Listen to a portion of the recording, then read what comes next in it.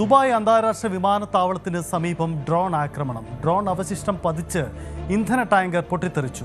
തീ നിയന്ത്രണ വിധേയമാക്കിയതായി അധികൃതർ അറിയിച്ചു. അപകടത്തെ തുടർന്ന് ഏറെ നേരം വിമാനത്താവളത്തിലേക്കുള്ള സർവീസുകൾ റദ്ദാക്കിയിരുന്നു. അബുദാബിയിൽ നിന്നും മിസൈൽ അവശിഷ്ടം വീണ് ഒരാൾ മരിക്കുകയും ചെയ്തിട്ടുണ്ട്.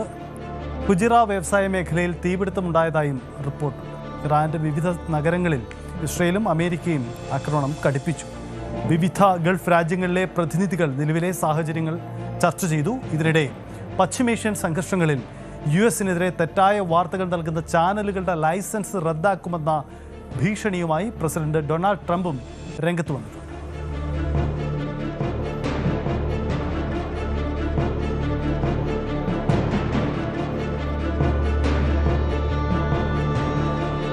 അജയ് സുധ ബിജു ചേരുന്നു.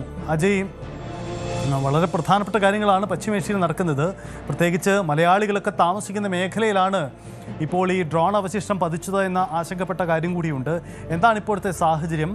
ഡൊണാൾഡ് ട്രംപിൻ്റെ നീക്കങ്ങൾ അത് ഒരു തിരിച്ചടി തങ്ങൾക്കുണ്ടാകുന്നു എന്ന സൂചന കൂടി പങ്കുവയ്ക്കുന്നതാണോ? സജിത്ത്, ഇപ്പോൾ ഇന്ന് രാവിലെ നമ്മളെ ഏറ്റവും കൂടുതൽ ആശങ്കപ്പെടുത്തിയ ഒരു വാർത്ത എന്ന് പറയുന്നത് ദുബായ് അന്താരാഷ്ട്ര വിമാനത്താവളത്തിന് സമീപം നടന്ന ആക്രമണം തന്നെയാണ്. ഈ വിമാനത്താവളത്തിന് സമീപമുള്ള ഒരു എണ്ണ ടാങ്കറിലേക്കാണ് ആക്രമണം നടന്നത്. ഈ എണ്ണ ടാങ്കർ അത് പൊട്ടിത്തെറിക്കുകയും മേഖലയിൽ കടുത്ത തീപിടുത്തം ഉണ്ടാവുകയും ചെയ്തു. ഈ ഡ്രോൺ നേരിട്ട് വന്ന് പതിക്കുകയായിരുന്നില്ല. ഈ ഡ്രോണിനെ അധികൃതർ ഇന്റർസെപ്റ്റ് ചെയ്ത് നശിപ്പിച്ചു. അതിനുശേഷം അതിൻ്റെ അവശിഷ്ടങ്ങളാണ് ഈ എണ്ണ ടാങ്കറിൽ പതിച്ചത്. അതിനുശേഷം ഈ തീപിടുത്തമെല്ലാം നിയന്ത്രണ വിധേയമാക്കിയതാണ്. ഒരു മുൻകരുതൽ എന്നുള്ള നിലയ്ക്ക് വിമാനത്താവളത്തിലേക്കുള്ള ഫ്ലൈറ്റ് സർവീസുകളും റദ്ദാക്കിയിരുന്നു. എന്നാൽ ഇപ്പോൾ അത് ഭാഗികമായി പുനരാരംഭിച്ചതായിട്ടാണ് വിവരം ലഭിക്കുന്നത്. ദുബായ് അന്താരാഷ്ട്ര വിമാനത്താവളത്തിന് സമീപമുള്ള റോഡുകളും അതുപോലെ ഒരു ടണലും ഉൾപ്പെടെ പോലീസ് ക്ലോസ് ചെയ്യുന്ന നടപടികളും രാവിലെ നമുക്ക് കാണാൻ സാധിച്ചിരുന്നു. അതുപോലെ മറ്റൊരു പ്രധാനപ്പെട്ട ആക്രമണം നടന്നത് അബുദാബിയിലാണ്. അവിടെ ഒരു മിസൈൽ പതിച്ച് ഒരാൾ കൊല്ലപ്പെട്ടു എന്നുള്ള വാർത്തകളുണ്ട്. അതായത് ഈ മിസൈൽ നേരിട്ടാണോ പതിച്ചത് അല്ലെങ്കിൽ മിസൈൽ അവശിഷ്ടം വീണതാണോ എന്നുള്ള കാര്യത്തിൽ നിലവിൽ നമുക്ക് വ്യക്തത വന്നിട്ടില്ല. എന്തായാലും ഒരു കാറിന് മുകളിലേക്കാണ് ഇത് വന്ന് വീണത്. തുടർന്നാണ് ഒരാൾ മരിക്കുന്ന അവസ്ഥയുണ്ടായത്. അതുപോലെ തന്നെ ഫുജിറ വ്യാവസായിക മേഖലയിലും ആക്രമണം നടന്നതായിട്ടാണ് വിവരങ്ങൾ. മേഖലയിൽ നിന്ന് കറുത്ത ഇരുണ്ട പുക ഉയരുന്നതായിട്ടുള്ള ദൃശ്യങ്ങളെല്ലാം പുറത്തു വന്നിരുന്നു. അതുപോലെ തന്നെ ഇപ്പോഴും കടുത്ത ആക്രമണം മേഖലയിൽ തുടരുകയാണ്. UAE-യിൽ മാത്രമല്ല സൗദി അറേബ്യയിലും ആക്രമണം അതിരൂക്ഷം തന്നെയാണ്. സൗദി അറേബ്യ ഇന്ന് രാവിലെ മാത്രം ഏതാണ്ട് 60ഓളം ഡ്രോണുകളാണ് നശിപ്പിച്ചത്. ഇപ്പോൾ ഇന്ന് നിലവിൽ ഈജിപ്തിലുള്ള വിദേശകാര്യമന്ത്രി UAE-യിൽ എത്തിയിട്ടുണ്ട്. കാര്യങ്ങൾ ഇപ്പോൾ നിലവിലെ സ്ഥിതിഗതികളെല്ലാം ചർച്ചയായതായിട്ടാണ് വിവരമുള്ളത്. അതുപോലെ UAE-യും സൗദി അറേബ്യയും തമ്മിൽ ചർച്ച നടന്നു. സൗദി കിരീടാവകാശി ഖത്തറിനെയും അതുപോലെ തന്നെ ബഹ്റൈനെയും ബന്ധപ്പെട്ടതായിട്ടാണ് വിവരം. അങ്ങനെ തുടർന്ന് ഇന്നത്തെ സാഹചര്യങ്ങളെല്ലാം ഇവർ ചർച്ച ചെയ്തു. ഇനി അടുത്ത് ഈ ആക്രമണങ്ങൾ ഇതുപോലെ ഈ ജനവാസ മേഖലയിലും അതുപോലെ തന്നെ എണ്ണ സംഭരണ കേന്ദ്രങ്ങൾ, എണ്ണ റിസർവറുകൾ ഇവിടങ്ങളിലേക്ക് ആക്രമണം തുടർന്നാൽ ഇനി ഭാവിയിൽ എന്ത് നടപടികൾ സ്വീകരിക്കുമെന്നതുൾപ്പെടെ ഇവർക്കിടയിൽ ചർച്ചയായതായിട്ടാണ് സൂചന. അതുപോലെ ഇറാനുള്ളിലെ ഈ എണ്ണ സംഭരണശാലകൾ അതുപോലെ എണ്ണ നിക്ഷേപ കേന്ദ്രങ്ങൾ എന്നിവയ്ക്കെതിരെ നടന്നിട്ടുള്ള ആക്രമണങ്ങളും അതിമാരകം തന്നെയാണ്. ടെഹ്റാനിലുണ്ടായിട്ടുള്ള ഒരു ആക്രമണത്തിനെതിരെ പ്രതികരിച്ചുകൊണ്ട് അവിടുത്തെ വിദേശകാര്യമന്ത്രി അബ്ബാസ് അരക്ചി എക്സിൽ ഒരു പോസ്റ്റ് ഇട്ടിരുന്നു. അതിൽ അദ്ദേഹം വ്യക്തമാക്കുന്നത് ഈ ടെഹ്റാനിൽ എണ്ണ നിക്ഷേപ കേന്ദ്രത്തിന് നേരെ ഉണ്ടായിട്ടുള്ള ആക്രമണം ഇത് കാരണം അവിടുത്തെ ഈ എണ്ണ കലർന്ന മണ്ണും അതുപോലെ ഭൂഗർഭജലവുമായി കലർന്നിട്ടുണ്ട്. ഇത് അവിടെയുള്ള ഭൂഗർഭജലം മലിനമാക്കാൻ കാരണമായി.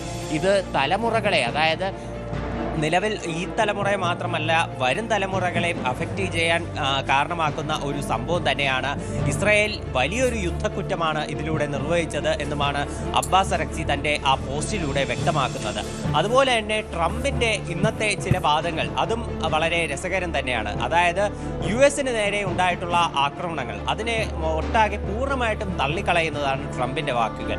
US-നെതിരെ ആക്രമണം നടന്നതായിട്ട് വന്നിട്ടുള്ള റിപ്പോർട്ടുകൾ എല്ലാം തന്നെ തെറ്റാണ് എന്നാണ് ട്രംപ് നിലവിൽ വാദമുന്നയിക്കുന്നത്.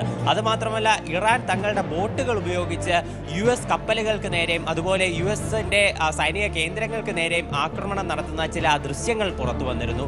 ഇതെല്ലാം AI സൃഷ്ടിയാണ് എന്നാണ് ട്രംപിന്റെ വാദം. അതുമാത്രമല്ല US-ന്റെ 5 വിമാനങ്ങൾ നശിച്ചതായിട്ടും 5 റീഫ്യൂവലിംഗ് വിമാനങ്ങൾ നശിച്ചതായിട്ടും എബ്രഹാം ലിങ്കൺ കപ്പലിന് നേരെ ആക്രമണം നടന്നതായിട്ടും എല്ലാം റിപ്പോർട്ടുകൾ ഉണ്ടായിരുന്നു. ഇതെല്ലാം ഫേക്കാണ് എന്നാണ് ട്രംപ് പറയുന്നത്. ഈ റീഫ്യൂവലിംഗ് വിമാനങ്ങൾ 5 നശിച്ചതല്ല, ഒരെണ്ണം മാത്രമാണ് ഇറാഖിൽ തകർന്നു വീണത്. അതിൽ 4 പ്രവർത്തന സജ്ജമാണ്. ഇവ സർവീസിനായി അയച്ചിരിക്കുകയാണ്. അവ ഉടൻ തന്നെ ഈ മറ്റ് പ്രവർത്തനങ്ങൾ പുനരാരംഭിക്കുമെന്നും ട്രംപ് ഇതിൽ കുറിച്ചിട്ടുണ്ട്. തങ്ങൾക്കെതിരെ തെറ്റായിട്ടുള്ള വാർത്തകൾ നൽകുന്നത്, അതിൽ ഒരു മാധ്യമത്തിന്റെ പേര് അദ്ദേഹം എടുത്തു സൂചിപ്പിച്ചത് വാൾസ്ട്രീറ്റ് ജേർണലാണ്. അതുപോലെ തീവ്ര ഇടതുപക്ഷ നിലപാടുകളുള്ള ചില മാധ്യമങ്ങൾ തങ്ങൾക്കെതിരെ നിരന്തരം തെറ്റായ വാർത്തകൾ നൽകിക്കൊണ്ടിരിക്കുകയാണ്. ഇത്തരം മാധ്യമങ്ങളുടെ ലൈസൻസ് ഉടൻ തന്നെ റദ്ദാക്കും എന്നെല്ലാം ഒരു ഭീഷണി കലർന്ന സ്വരത്തിലും ട്രംപ് ഇന്ന് തൻ്റെ ട്രൂത്ത് സോഷ്യൽ അക്കൗണ്ട് വഴി പ്രതികരിച്ചിട്ടുണ്ട്. ഇത് ഫെഡറേഷൻ കമ്മ്യൂണിക്കേഷൻ കമ്മീഷന്റെ ചെയർമാനായിട്ടുള്ള ബ്രണ്ടൻ കാർ ഇവർക്കെതിരെ നടപടിയെടുക്കും എന്നാണ് പ്രതീക്ഷ. ഇതിനായി താൻ വളരെ ആകാംക്ഷാഭരിതനായി കാത്തിരിക്കുകയാണെന്നും ട്രംപ് ട്രൂത്ത് സോഷ്യലിൽ കുറിച്ചിട്ടുണ്ട്. മാത്രമല്ല, ഹോർമുസ് കടലെടുക്ക് അത് അമേരിക്കയ്ക്ക് നിരന്തരം തലവേദന സൃഷ്ടിക്കുന്ന ഒന്നാണ്. അതിനെ സംബന്ധിച്ചും ട്രംപ് ഒരു പ്രസ്താവന നടത്തിയിരുന്നു. ട്രംപ് താൻ ഫ്ലോറിഡയിലേക്ക് നടത്തിയ യാത്രക്കിടെ അദ്ദേഹം മാധ്യമങ്ങളോട് പ്രതികരിച്ചപ്പോൾ അദ്ദേഹം പറഞ്ഞത്, താൻ ഹോർമുസിന്റെ സുരക്ഷയ്ക്കായി 7 രാജ്യങ്ങളോട് സംസാരിച്ചിട്ടുണ്ട്. ഇവർ തങ്ങളുടെ യുദ്ധക്കപ്പലുകളും മറ്റ് ആയുധ സാമഗ്രികളും ഉടനെ ഹോർമുസിലേക്ക് യു എസിന് സഹായിക്കാനായി അയക്കും എന്നാണ് പ്രതീക്ഷിക്കുന്നത് എന്നാണ് ട്രംപ് പറഞ്ഞത്. മാത്രമല്ല, ചൈന മേഖലയിലൂടെ ഏറ്റവും കൂടുതൽ ചരക്ക് നീക്കം നടത്തുന്ന രാജ്യങ്ങളിലൊന്നാണ്. ഇവർക്കും വേണമെങ്കിൽ സഹായിക്കാൻ എത്താം എന്ന് ട്രംപ് സൂചിപ്പിക്കുന്നുണ്ട്. അതുപോലെ നാറ്റോ രാജ്യങ്ങളെ ഒന്ന് വെല്ലുവിളിക്കുന്ന, അവരെ ഒന്ന് ഭീഷണിപ്പെടുത്തുന്ന പരാമർശം കൂടി ട്രംപ് നടത്തുന്നുണ്ട്. അതായത് നാറ്റോ രാജ്യങ്ങൾ ഈ മേഖലയുടെ ഹോർമുസ് കടലിടുക്കിന്റെ സുരക്ഷയ്ക്കായി കപ്പലുകളെ ഇവിടേക്ക് വിന്യസിച്ചില്ലെങ്കിൽ അത് നാറ്റോ രാജ്യങ്ങളുടെ ഭാവി അവതാളത്തിലാക്കും. ഈ ഒരു വിഷയം അത് US ഒരിക്കലും മറക്കുകയും ചെയ്യില്ല എന്നും ട്രംപ് സൂചിപ്പിക്കുന്നു. അതുപോലെ ഈ ഹോർമുസിന്റെ സുരക്ഷയ്ക്കായി നാറ്റോ രാജ്യങ്ങൾ തങ്ങളുടെ യുദ്ധക്കപ്പലുകളെ അയച്ചില്ലെങ്കിൽ അത് നാറ്റോ രാജ്യങ്ങൾക്ക് തങ്ങളുടെ ഭൂപ്രദേശങ്ങളിലേക്ക് തന്നെയുള്ള ഒരു സുരക്ഷയ്ക്ക് ഭീഷണിയായി പിന്നീട് മാറും എന്ന് ട്രംപ് തൻ്റെ വാക്കുകളിൽ പറയുന്നുണ്ട്. അതുപോലെ മൈൻ സ്വീപ്പറുകളും മേഖലയിലൂടെ യാത്ര ചെയ്യാനാകുന്ന ചില ബോട്ടുകളും ഏതാനും രാജ്യങ്ങളുടെ പക്കലുണ്ട്. ഇവയും ഈ മേഖലയുടെ രക്ഷയ്ക്കായി വിട്ടു നൽകണം എന്നും ട്രംപ് നിലവിൽ സൂചിപ്പിച്ചിട്ടുണ്ട്. എന്തായാലും ആദ്യഘട്ടത്തിൽ ട്രംപ് പറഞ്ഞുകൊണ്ടിരുന്നത് ഹോർമുസിൽ യാത്ര ചെയ്യുന്ന മറ്റ് വാണിജ്യ കപ്പലുകളുടെ സുരക്ഷയ്ക്കായി US തങ്ങളുടെ നേവിയെ അയക്കും, ഇതിന് US ആർമി മാത്രം മതിയാകും എന്നുള്ള തരത്തിൽ ട്രംപ് പരാമർശങ്ങൾ നടത്തിയിരുന്നു. എന്നാൽ അത്തരം വാദങ്ങൾ പൂർണ്ണമായിട്ടും തള്ളുന്ന, അല്ലെങ്കിൽ US കൊണ്ട് ഹോർമുസിന്റെ സുരക്ഷ ഉറപ്പാക്കാൻ കഴിയില്ല എന്നതിൻ്റെ സൂചനകളാണ് മറ്റ് രാജ്യങ്ങളെ സുരക്ഷയ്ക്കായി കൂടെ വിളിക്കുന്നതിലൂടെ ട്രംപ് നിലവിൽ അർത്ഥമാക്കുന്നത് എന്ന് വേണം നമുക്ക് മനസ്സിലാക്കാൻ. അതുപോലെ കഴിഞ്ഞ ദിവസങ്ങളിൽ വന്ന ഏറ്റവും പ്രധാനപ്പെട്ട, അതുപോലെ സോഷ്യൽ മീഡിയയിൽ പ്രചരിച്ച ഒരു വാർത്തയായിരുന്നു ഇസ്രായേൽ പ്രധാനമന്ത്രി ബെഞ്ചമിൻ നെതന്യാഹു മരിച്ചു. അദ്ദേഹത്തിൻ്റെതായി പുറത്തു വന്ന വീഡിയോ ദൃശ്യം അത് AI ആണ്.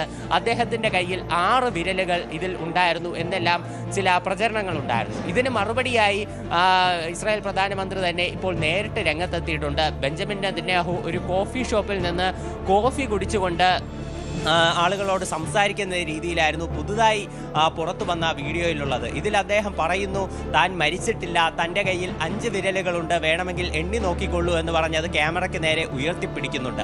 അതുമാത്രമല്ല, അദ്ദേഹം ഒരു തമാശ രൂപേണ ഹീബ്രു ഭാഷയിൽ പറഞ്ഞത് താൻ മരിക്കുന്നത് കോഫിക്ക് വേണ്ടിയിട്ടാണ് എന്ന് പറഞ്ഞുകൊണ്ട് കോഫി ഉയർത്തിക്കാട്ടുക വരെ ചെയ്തിട്ടുണ്ട്. എന്നാൽ ഇപ്പോൾ പ്രചരിച്ചിരിക്കുന്ന ഈ വീഡിയോയും AI ആണ് എന്നുള്ള തരത്തിലുള്ള ചില വാർത്തകളും നിലവിൽ പ്രചരിക്കുന്നുണ്ട്. ഇതിൽ അദ്ദേഹത്തിൻ്റെ കയ്യിലിരിക്കുന്ന കോഫി തുളുമ്പുന്നില്ല. അതുപോലെ തന്നെ അദ്ദേഹം കൈ അനക്കുന്ന സമയത്ത് അതുപോലെ കോഫി കുടിച്ചതിന് ശേഷം കപ്പ് താഴേക്ക് വെക്കുമ്പോൾ കപ്പിലുള്ള കോഫിയുടെ അളവ് കുറഞ്ഞിട്ടില്ല എന്നുള്ള കാര്യങ്ങളാണ് ഇപ്പോൾ നിലവിൽ ഈ ഒരു വാദങ്ങളായി പ്രചരിക്കുന്നത്. എന്തായാലും ഇക്കാര്യത്തിൽ ഇനി കൂടുതൽ വിശദീകരണം വരും ദിവസങ്ങളിൽ വരും എന്ന് തന്നെ നമുക്ക് കരുതാം. യെസ്, അതാണ് സാഹചര്യം. ഇതാണ് അജയ് സൂചിപ്പിച്ചതുപോലെ താൻ കൊല്ലപ്പെട്ടു വന്ന ഇറാന്റെയും സോഷ്യൽ മീഡിയയും പ്രചാരണങ്ങൾക്ക് മറുപടിയായി ഇസ്രായേൽ പ്രധാനമന്ത്രി ബെഞ്ചമിൻ നെതന്യാഹു തൻ്റെ 5 വിരലുകൾ അദ്ദേഹം ക്യാമറയ്ക്ക് മുന്നിൽ ഉയർത്തിക്കാട്ടി. ആ ദൃശ്യങ്ങൾ. שלום, אומרים ברשת שאתה בכלל מת? אני מת על קפה, אתה יודע מה? אני מת על העם שלי. איך הם מתנהגים, פנטסטי. אתה רוצה לספור את מספר אצבעות? אתה יכול להראות לנו? קצת להתאוורר, אבל ליד מרחב מוגן. והעמידה שלכם היא מדהימה, נותנת כוח לי, לממשלה, לצה"ל, למוסד. אנחנו עושים דברים שאני לא יכול לשתף ברגע זה, אבל עושים דברים מכים באיראן חזק מאוד גם ביום הזה, גם ഈ ദൃശ്യങ്ങളും വ്യാജമാണെന്നാണ് സോഷ്യൽ മീഡിയയിൽ നടക്കുന്ന പ്രചരണം. കാരണം അജയ് സൂചിപ്പിച്ചതുപോലെ ആ കപ്പിൽ കാണിക്കുന്ന കോഫി തുളുമ്പുന്നില്ല. ആ അത്തരത്തിലുള്ള സൂക്ഷ്മ വശങ്ങളൊക്കെ നിരീക്ഷിച്ചുകൊണ്ടാണ് ചർച്ചകൾ സജീവമാവുന്നത്.